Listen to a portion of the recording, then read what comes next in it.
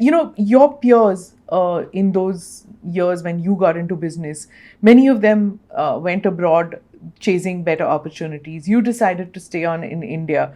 Why did you take that decision? What motivated you to make it out here? Two of the people in my own family went abroad. So there was no question about that part of it. And I still wanted to be here. I do believe in India totally. I'm just passionate about it. There was a lot of work which I do and I did in the not-for-profit for India, educational institutions, hospitals, etc. And my attachment to both the business part of it as well as the philanthropy, not-for-profit, as we say, is so much that I don't believe that I would get the satisfaction of really going and settling abroad simply because there is a totality of life which I enjoy tremendously over here. So I wouldn't go even if I made 1/3 the money that I make today. Irrelevant. But what you're saying is right, that a lot of people who went at that point of time are coming back today. Lot of them. Lot of them have intent, may not shift today, but certainly getting into the investment mode to do it. Buying homes from me who have settled abroad for a long period of time, wanting to say, Niranjan, tell me, where should I buy my house? Where do we settle? Where can we do investments today in India? This is what I've done for so many years. Do you think a similar opportunity exists for us in India? I hear it all the time. So I think, in a way, a large number of them are attached to the motherland. Yes, the economic prosperity of the Western world was great. Look at the number of people who have left the UK in the last 6 months. It's unbelievable.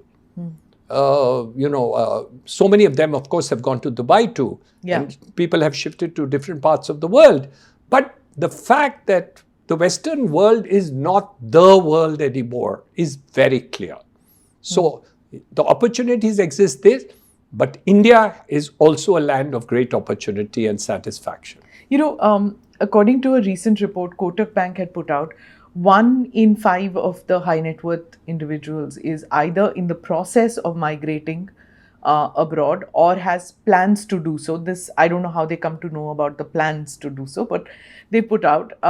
There's a book by Sanjay Baru who had interviewed, and he said that, and he also cites thing that 23,000 millionaires have left the country in the last decade. So while we are seeing, we are 1.4 billion, so if 23, but it's the quality of people going abroad which is worrying for some people. They say that when these are the wealth creators of our country, if they leave, that means they are not believing in this story, the India story. How do you see it? 2 parts. Wealth creators all the world over move to areas where are tax haven. So not a surprise for me. What actually worried me more was not that. My worry was that the technocrats, the people who were doctors, engineers, all those people who are now CEOs of multinationals world over, we need to have more of them remaining in India. Fortunately, we have a big demographics. So we are not worried about 20,000 or 25,000 going overseas. So I'm not even worried about those 25,000 wanting to leave India every year. It's not a big number at all. And I don't think that's a worry. They may be wealth creators, but they still make money in India. 90% of those 25,000 who will go there will invest and put money in India. They may live in Dubai to get a quality of life. That's okay. There's Your nothing. son lives in Dubai. My son lives on the 90th floor of the best residential tower in the world in Dubai. So he can't convince you to come and live with him there, right? No, I'm trying to convince my grandchildren to come back. It's the other way around. Okay. So, and I think... and your daughter also lives abroad? My daughter lives in London and my grandchildren study in the United States. So we are kind of an international family. Okay. But my roots are to India and I can't change that, unfortunately. You've never lived anywhere other than in India? No. No, not at all. And never thought about it either.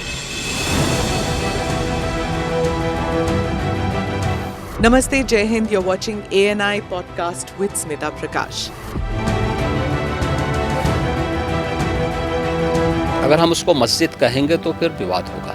Issue इस टूटा है क्या भारत? 400 पार का मतलब ये है कि संविधान खतरे में है। क्या हम लोग ये निर्देश देते हैं कि फला को गिरफ्तार करके जेल डाल दें? वही तो कह रहे हैं सब। ये बेबुनियाद निराधार आरोप। सच्चा सुनना चाहो देखो स्मिता प्रकाश ANI, it does not lie।